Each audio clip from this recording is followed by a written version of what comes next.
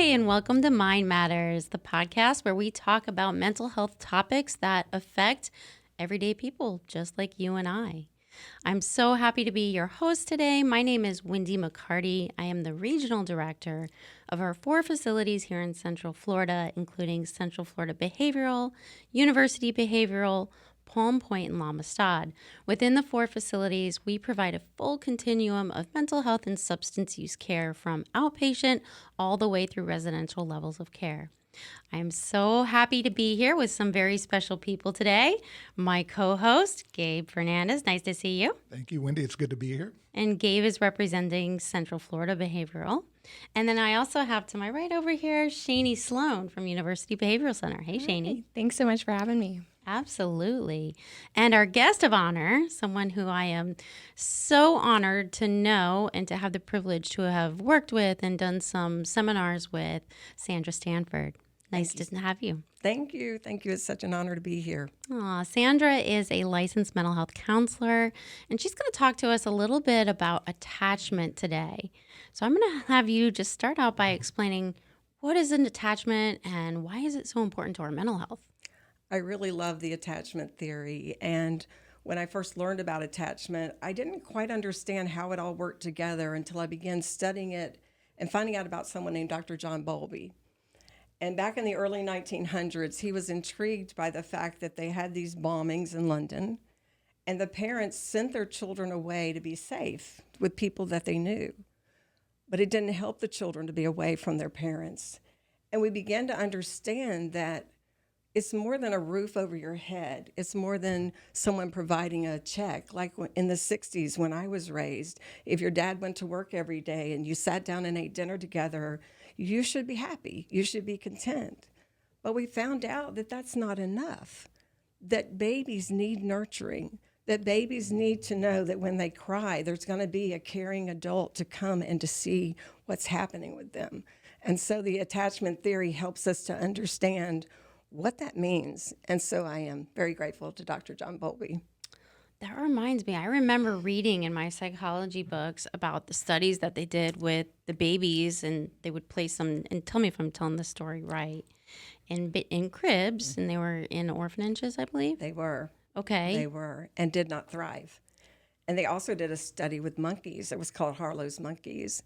And they had a cage with a monkey in it, and on one side they had a monkey that was cloth.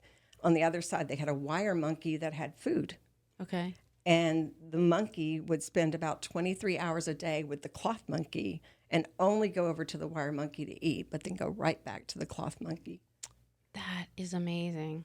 So in some of my previous jobs, I've worked residential and group homes, and you could definitely tell when someone had reactive attachment disorder, how those bonds were hard for them to form, and it was hard for them to receive praise.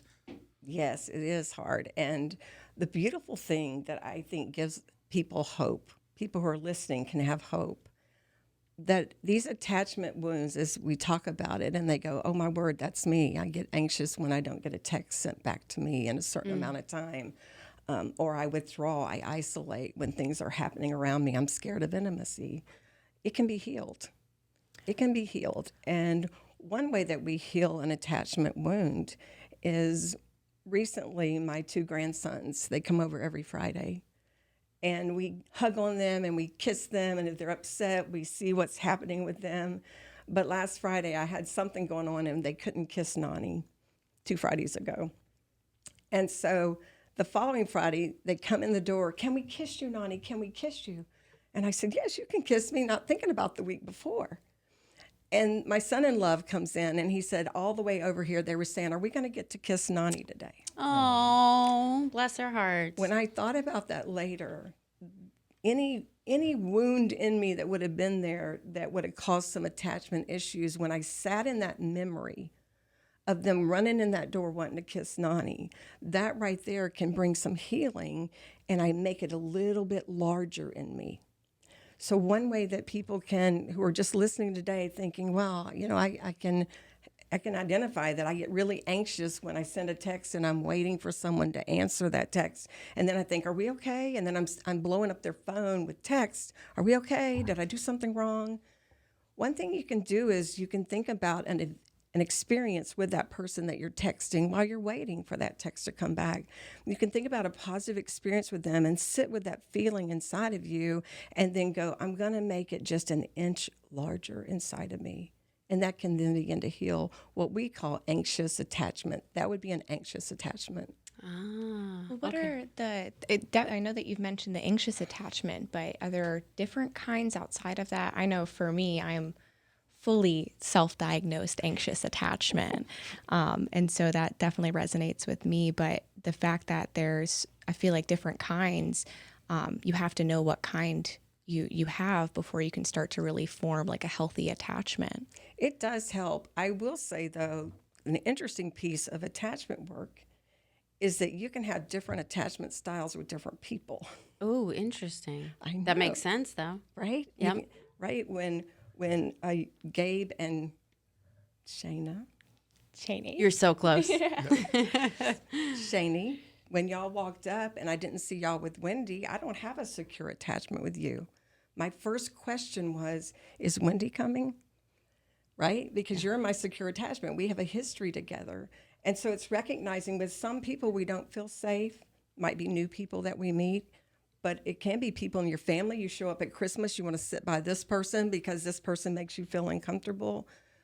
But it is important to know because with the people that you want to have what we call secure attachment. And I'd like to talk a moment how secure attachment is formed. Is that okay? Yeah, let's do it. So secure attachment is eye contact with a baby. When you're holding that baby and you're looking down at that baby, it actually releases oxytocin in the brain. And oxytocin is that love hormone that when you start dating someone, you can't wait to hear from them, that releases in the brain of a baby.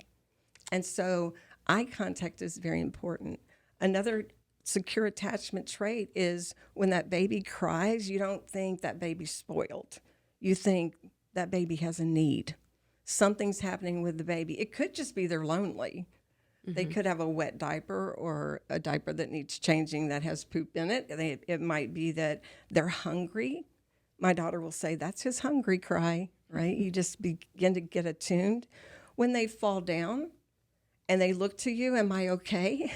Yep. You nod, you're okay. They're looking to their secure base. How am I doing? Or if they scrape their knee and they cry, that it's not, that what it is you go over and you comfort that child.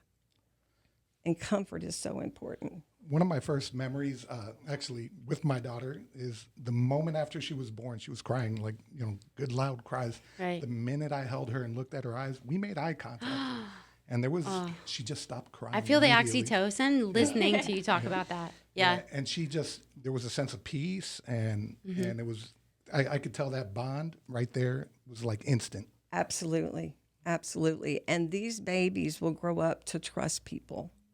These babies will grow up to go, you know what, I can meet my own needs, but I can also ask for help.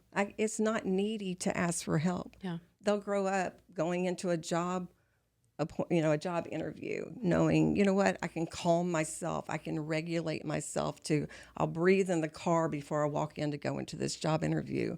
And they will pick relationships that don't have this dissonance with them. And I mean intimate relationships where they go, oh, wait, they're not treating me the way I know I need to be treated. So they won't stay in that relationship. They know that they're valuable. They know that they're lovable. They know that they're worthy. So what happens if maybe you're not that lucky and you didn't have that kind of upbringing? What's the prognosis? What kind of things are we looking at? What are those types of attachment that we might form? Well, one of them is the anxious attachment. And if you grew up in a home where you could not predict when mom or dad was going to love you, you just thought there were times you went to mom or dad and you got some love and you got some care. You did what we call a bid for connection, and that bid for connection was met. But then there were other times you went to mom or dad and they ignored.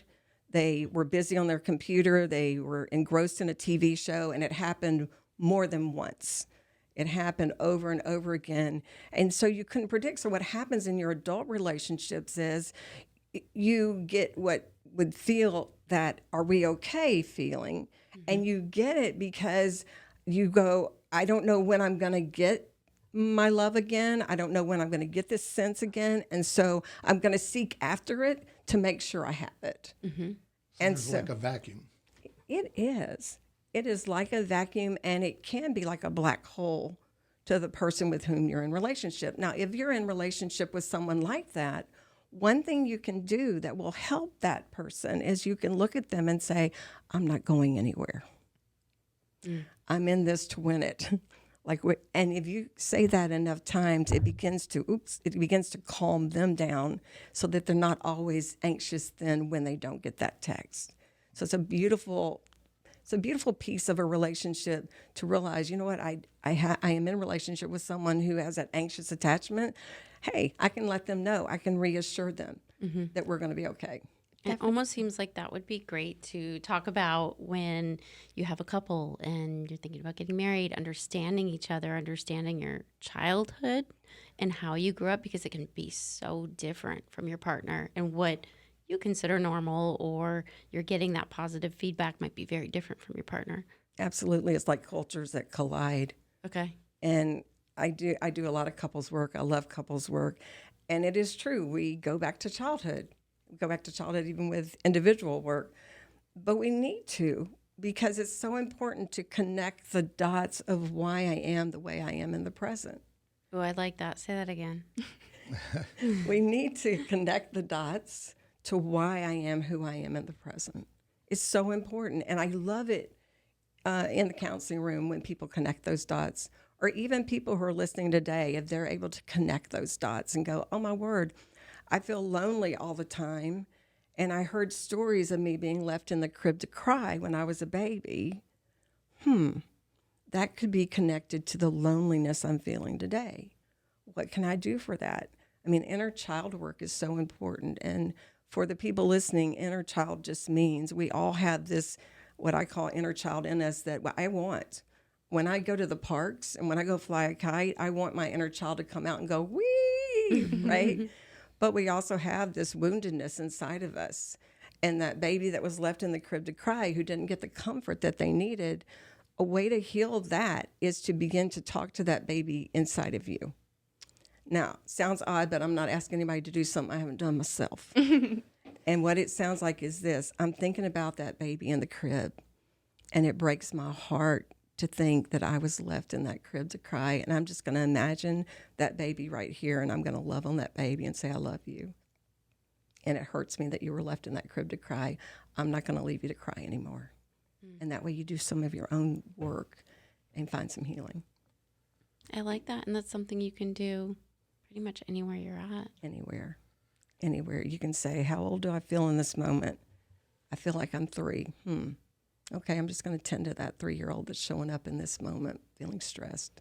Well, it's super cool that you mentioned that, because I was going to bring up the fact that, you know, when I've done inner child work in the past, we've always tried to reflect on what is this, the baby wound, the toddler wound, the teenage wound, what part of me is seeking that connection, that confidence, that security. And it's super cool as well, the fact that, you know, we can communicate as much as we want, like, this is my attachment style, this is what I'm feeling, but unless it's comprehended by the other party and met halfway, it's just throwing words at each other until something sticks. So, you know, that what you talked about with the partner being like, okay, well, I can do this to meet you halfway on that attachment style is really cool and applicable to a lot of situations, I find, not just with partners, but friends, parents. You know, healing that inner child wound in myself has helped my relationship with my mom greatly. Right. And most people in relationship want to know how to make this relationship better.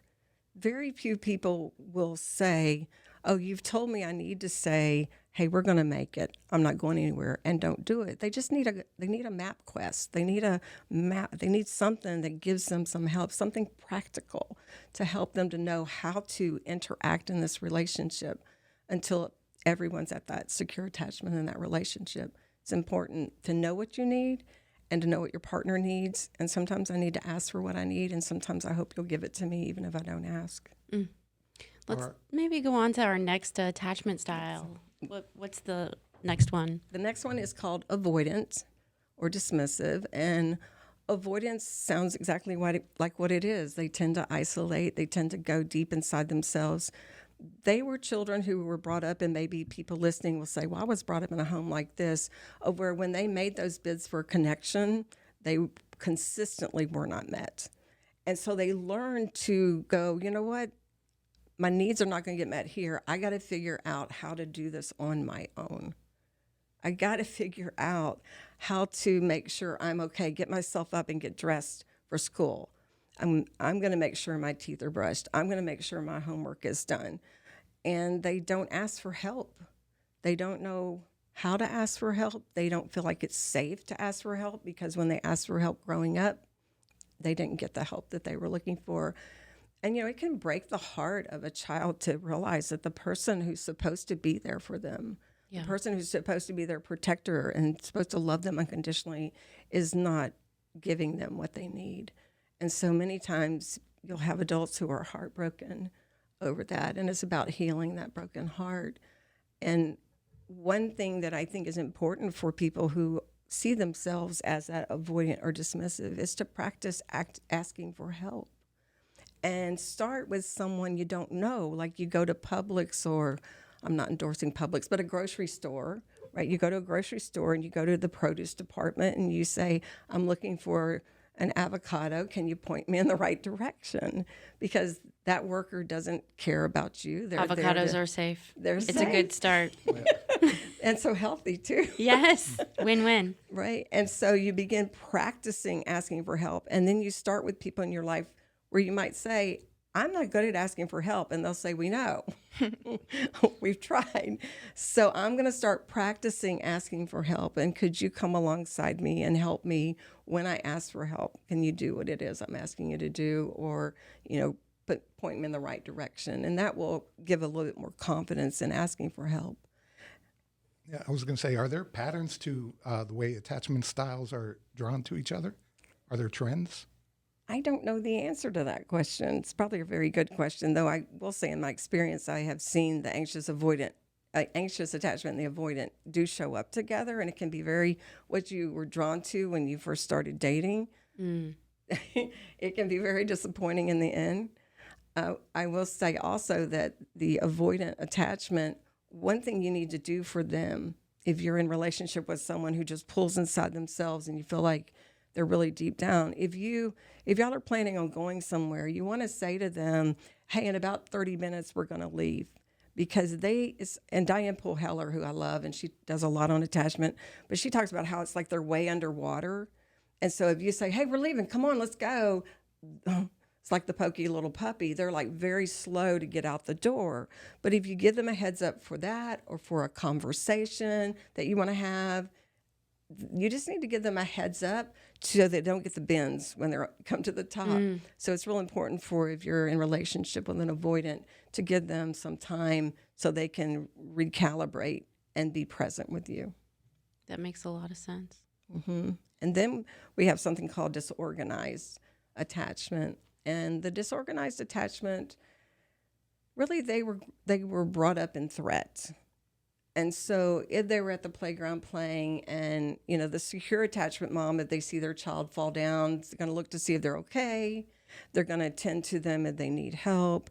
The avoidant mom may go over and help that child, or she may be so busy in conversation with her friends that she doesn't even notice that child has fallen. But the person who's brought up in disorganized, they'll be accused of doing something bad. I told you not to get at the top of that ladder, or I told you what's wrong with you type stuff. It doesn't always have to be physical abuse, so that is a part of it. But they are in survival mode in any relationship that they're in. They're always looking for, am I okay? Or do I need to come in fighting? Do I need to people please? What do I need to do? And they're not really great in relationships until they can get some healing. They might go from relationship to relationship. Interesting. Okay, so we've got avoidant, we have disorganized, we have anxious, we have a fourth. Secure. Secure. Yeah, that's the secure. And that's where we want to be. That is what we want to work for, absolutely. And even inside yourself, develop a secure attachment with yourself, which is so important. And that is if you talk critically to yourself, Number one, the research shows that raises anxiety. So if you struggle with anxiety out there and you notice your self-talk is critical, that's one way to help yourself to even be less anxious. But most people who were brought up with these attachment styles were brought up with some criticism. And the criticism then gets internalized and actually shows up to protect you. Now, that just means if I say to myself, I'm so stupid, before you say it to me, then I'm prepared for what you're going to say to me. And so to help yourself develop that relationship with yourself is to be able to say, that was really a stupid thing to do, but I'm going to love myself. I'm going to accept myself. I'm going to go, I'm human, and it is okay to be human. So it's really important to work on noticing when you're even anxious within yourself. What about, I'm thinking I'm a mom, teenage kids, they don't want to talk to you. The more you push, the more go away, and you're like, what has happened to my beautiful little girl or my little boy? They're shut off from me completely. I don't know how to reach them. I know something is going on, but I don't even know where to begin or how to get them to talk to me. Did I do everything right as a parent when my attachment style? Maybe I know I didn't back then. What would be the first steps for a parent in that type of situation to take? Well, I think there's two first steps that I think about is teens normally move toward their peers that's a natural progression and something we need to celebrate that they're moving toward their peers. But if as you're listening, you think to yourself, I was on my phone a lot, I wasn't attentive, or I was there and then I wasn't. Or maybe I'm a single mom and I couldn't be there. And, that is another issue where you have guilt probably, or, those types of issues. But let's just say you weren't. Then what do you do? Well, the first thing that I would suggest that anyone do is go and speak with that child and take responsibility for where you see you've failed them. That builds so much respect in a child for a parent if a parent is able to say, I heard this podcast and I realized that there were times in your life that I just wasn't attentive to you. There were times you cried out to me and I was too busy, even unintentionally, because hurts can come under unintentional hurts, intentional hurts, and beyond our control hurts. Being a single mom working 2 jobs is beyond your control. But my belief on hurts is no matter how a hurt happens, it's important that we process them through. It's like if I dropped a bowling ball on your foot, Wendy, and if I dropped it unintentionally, intentionally, or it was beyond my control, when we take you to urgent care, are they going to ask? No. No, they're going to treat that broken foot the same way. And we need to see that if we say, well, I didn't mean to, so then you should be over it, that won't go very far with a child or a partner. But instead, if you go to that teenager and able to, maybe even at night, when everything's kind of settled down, and you say, I just realized I've made some mistakes as you were growing up, and I want to say it probably made you feel even betrayed by me, and it's good to step into the feelings of what you feel like that person felt. You probably felt rejected by me. I'm just sure I hurt you. Probably at times you felt alone and you felt discouraged by the way I was parenting you. And I just want to admit that I was wrong and ask you, will you forgive me? That's powerful. It's powerful. It's powerful. I'm sorry has a period. And we walk away going, okay, we're good because I said I'm sorry. Will you forgive me has a question mark.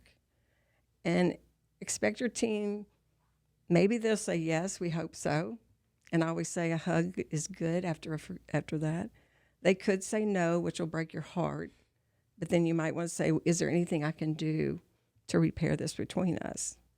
To change that no to a yes. Or they may say, I really want to, but I need more from you than what you're giving me. And then you make a plan of how to be active in that child's life, in that teen's life. And it might be they play sports and you've not been able to attend games, and you work on getting your schedule where you can come to some of those games and have the T-shirt with the name on it and be the parent that's obnoxious. It's never too late. It is never too late. See, there's this beautiful thing called neuroplasticity. You ever heard that term? Mm-hmm. Oh, yeah.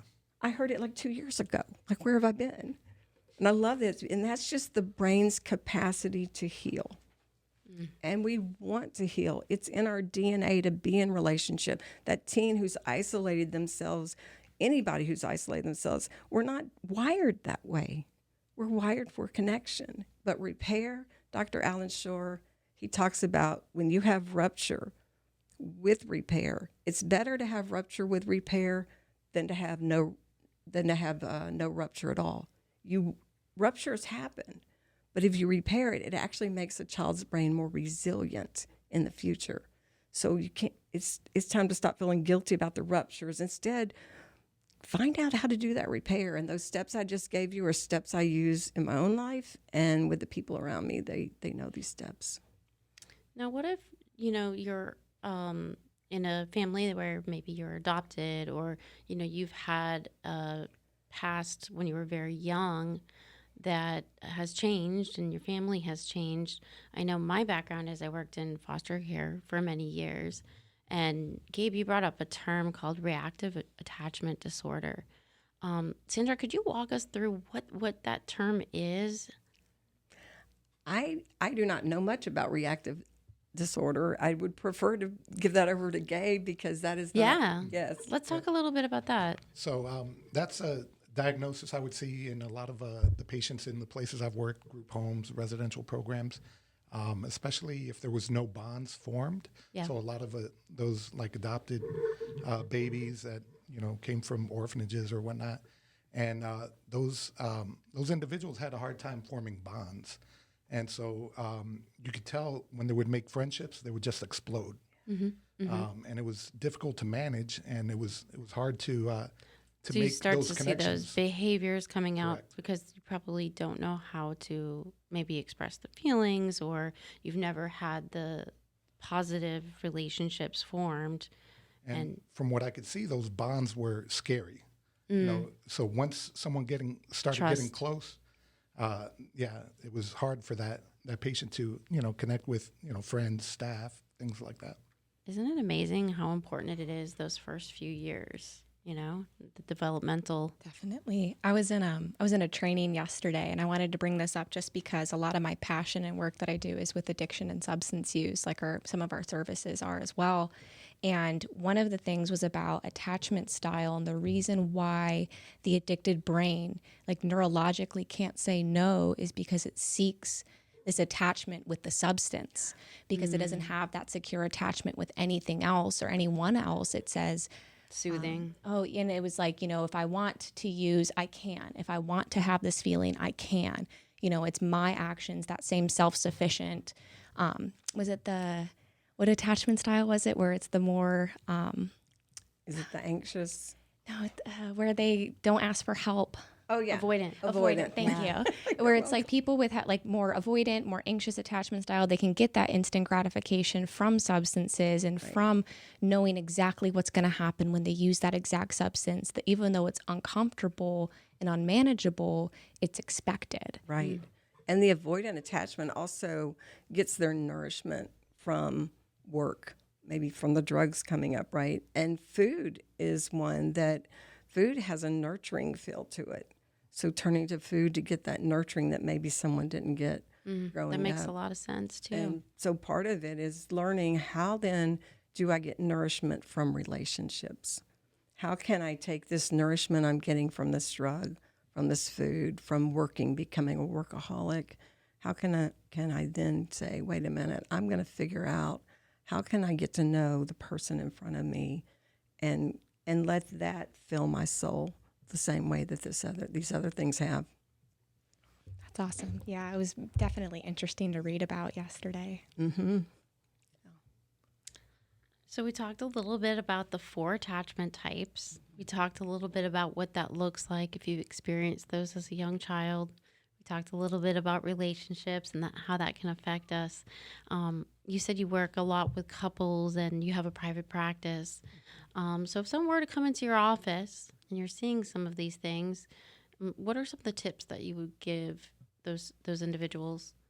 Well, really some of the same things that I've said here is to educate them on what the attachment styles are and helping them to even identify where they are. And some come in with a secure attachment, but they may still be in a relationship with an anxious attachment. So it's about teaching those words of, I'm not going anywhere, I'm here, because there's that sense of, are you going to abandon me? Are we going to be okay? And I have a friend who will text me and say, are we okay? And so I'm like, we're good, we're fine. I missed your last text. I didn't notice it. So it would be that. It would be saying, give them some time before you need to talk with them or before you're going to leave out to do something. Encourage them to ask you for help. And, the dishwasher can be loaded in so many different ways, right? Yep. So it's about, instead of wanting it done just a certain way, receiving that help to say, it's not exactly how I would do it, but I'm going to be grateful and I'm going to go, that's some help that needs to be received. And a huge one, too, is just saying thank you when people help you. To say, if I said, Gabe, you look so nice today, and Gabe said, this whole thing, it's been hanging in the closet, right? That's not receiving my compliment. And so practicing even gratitude will help to open up your heart and be vulnerable toward one another. Yeah. And I think also I would mention that some strategies that come up for people who are brought up in these types of homes, it's not secure attachment, is people pleasing. So if you go, oh my word, I'm a people pleaser, I can't say no to anybody, it just comes from that sense of, I need to please my parent to get that love. And learning how to set those boundaries, and that again comes to that self-love. Or believe it or not, in some homes, kids will not say they're in pain because that parent, the avoidant parent, doesn't know how to handle that pain. So maybe they have appendicitis, they won't say till the last minute because that parent doesn't know how to handle it. And they begin to protect that parent. So you get into then your adult relationships, and you don't want to express joy, you don't want to express sorrow because you don't know if it's safe to do so, and it can cause issues. So it's about I love setting people up for success, and part of that setting people up is to let people, if I said to you, Gabe, I'm about to tell you how much I love my husband, and I need you to say to me, Sandra, I'm so happy you love your husband so much. I'm giving him that direction because I want him to respond a certain way, and it is okay to do that. As people are learning how to be in relationship, it's a great way to say, really why I haven't shared my emotions, because people don't know how to handle them. They don't know what to do with them. So I might say, I'm very upset and I need you to hold me. That's okay. Yeah. And that's a step toward healing. It seems to me from what you're saying, being vulnerable and taking a chance to allow yourself to be vulnerable in front of people. It is, and that is not a cuss word. Vulnerability is strength. I always try to remind people that, especially when they're thinking about taking a big step for their own health, mental health, physical health, substance use, that vulnerability is the strongest thing you can do. It doesn't mean weakness. It actually absolutely is. And I'll tell my clients that the root word for courage, like when we think of courage, I think of the knight in shining armor on the white horse coming to slay the dragon, certainly a courageous act. But really the root word of courage is to open up one's heart. Yes. I got that from Dr. Brene Brown. I'll give her the credits in her book, The Gifts of Imperfection. But it's so true. Gosh, it takes a lot of courage to trust you with my heart, and yet that's the very thing I want to do. I want to be able to trust you with my heart. And sometimes that's the scariest thing is to be able to do that. But once you do and you get it out there, what's the worst that could happen? The worst that can happen, they find a new relationship. I get a good counselor. I don't know.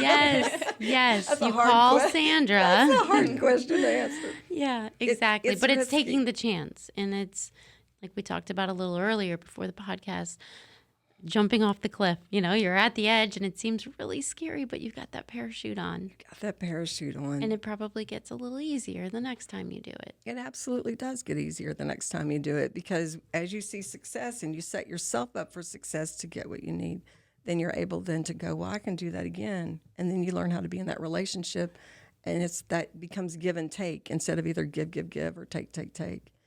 And I think one other point I'd like to make is that I'll do my hand across, when you grow up in a chaotic home environment, and this is peace, those children and then adults don't know what to do with peace, because when they had peace at home, they were waiting for that next shoe to drop. And so they will create drama. They will create chaos because chaos feels safe to them. And so if the people listening go, oh my word, it's true. When I go out to eat dinner with my husband and we're having a good time, and then I bring up the finances, I pick a fight, I talk about his mother, I do, and this peaceful time then goes to an argument and we go home mad at each other. Start to notice if you do that, or if your spouse or partner or friend does that. And the way that you heal that, or begin to heal that, is to recognize that peace is what is truly safe in a healthy relationship. And so when you're feeling peace and you start to pick that fight, you want to catch yourself and even say to whoever you're going to pick that fight with, I'm about to pick a fight with you because I'm feeling anxious about this peace I'm experiencing. Can we sit a little bit longer in this peace, and then I'll pick my fight with you, right? So you want to stretch your window of tolerance for peace, and you want to remind your nervous system, peace is safe. Chaos is not. Yeah. Sounds like healing is a lot of, biological healing too, because between the neuroplasticity we talked about in our parasympathetic and sympathetic nervous systems, we're essentially rewiring our brain while trying to heal. We are. Yeah, Sandra, earlier you were talking a little bit about that, about calming yourself down for an interview. Do you have any other techniques that are simple that our listeners could probably apply? I have a few. I do. Thank you for asking. One is really simple. It's by Deb Dana. And it's where you imagine someone that you love, and they can be even imaginary someone that you just think, if I could just be their friend, and you want to imagine their hand on the small of your back. Like I always imagine my husband's hand on my back as we're walking through a crowd, and he puts his hand there. So you can just imagine someone you love to put their hand right there on your back. That will actually calm your nervous system, take you out of fight, flight, freeze, and you'll be able to engage. And then there's something called the 4 elements. Are y'all familiar with the 4 elements? Love it. No, I'm not either. I want to know. Oh my goodness. I love them. They're on the Good back of read. my business Yeah? card because they're just so beautiful. The first one is earth. And so many times when we're anxious, when we're that what if, and it's really future thinking. And earth brings you right back into the present. And what you would do is you will put both feet on the ground, and you will feel the ground beneath your feet. And then you're going to look around the room, and you're going to say, I see 4 things around the room that are black. And you pick out those 4 black things. Also, one thing I do with my feet on the ground is I push my heels into the earth and point my toes up. I don't know why we do things in 3s, but I do that 3 times. And then I've got my things in the room, and all of a sudden I'm like, you know what? I'm not at that job interview tomorrow. I'm right here in this room preparing for this job interview, and I can breathe a little bit. The second one is air, which is breathing. And my tip on breathing is to think of a cool color. And for me, it's jade green. And a hot color is red. You can pick your own. Whoever's listening, just feel free to pick your own color. And when you breathe in, I'm going to breathe in that jade green. I'm going to breathe out that red. So I would breathe in and then out through my mouth. And that would be the red coming out. And I do that 3 times. And then the next one's water. And I love this one because when we're anxious, our mouth goes dry. And when our mouth goes dry, our brain goes, ooh, we're in danger. Stomach, you need to stop digesting. So if you can create saliva, and you think about biting into a lemon or a sunburst or something, really sour, and you create that saliva, your brain goes, okay, calm down, everybody, calm down. Like in Inside Out, that movie, or calm down. And your stomach will start digesting again and take you back to the parasympathetic in your nervous system, and then you're able to calm down. And so the last element is fire. And fire, I'm an EMDR therapist, and so we use the calm, safe place with that. And so fire is just an imaginary place. For me, it's a cabin in the mountains, and I imagine myself on this wraparound porch, and I have my Bible, and I've got my coffee, and I can smell my creamer and see the mountains and hear the brook, and that's fire. That's just that. And I go there, and I'm good. So that's the 4 elements. Oh, I like that. Sounds And peaceful. so descriptive. I know. Gabe, what's yours? My, If you had to pick your earth. my earth, I guess for grounding, like your safe space. Your- Hers is her your mountain fire. home. Yeah, Oh, your definitely. fire. Yeah. Definitely, for me, where I like to go in my mind is I love kayaking in the springs, and it's just for me, it's paradise. Yeah. It's paradise. Just like, especially the springs I go to with the clear blue water, and you're just surrounded totally by nature. Yes. No signals, no, Yes. and that's just gliding through the water. And then a lot of times we see manatee, dolphin where we go. So Oh, I love that. What about you, Shani?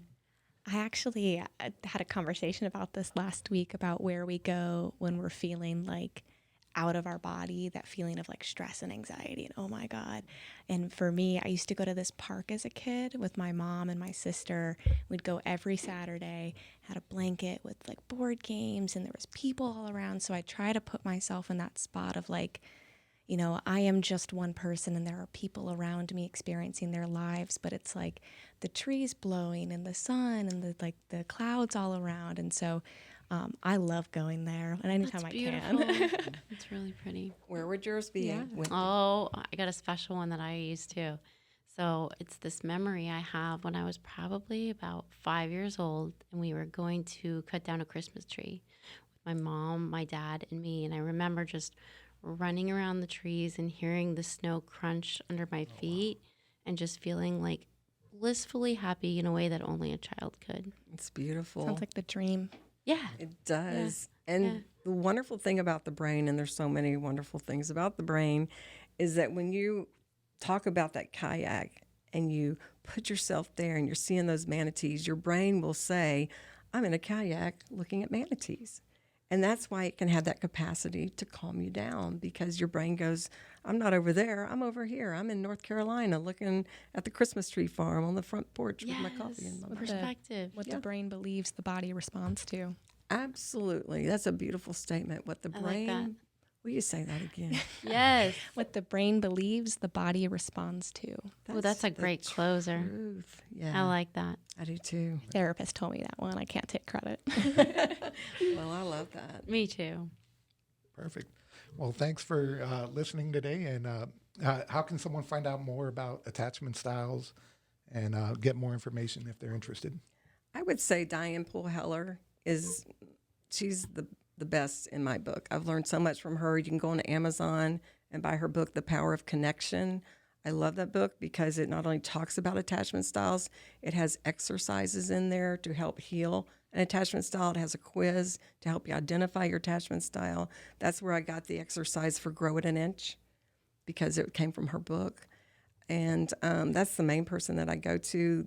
There is also the Yurkoviches do some work on attachment styles for couples, and they have a book and a workbook on Amazon as well. If you wanted to work through your own workbook, that would help you. They don't call them these exact styles that I talked about, but it is the same premise.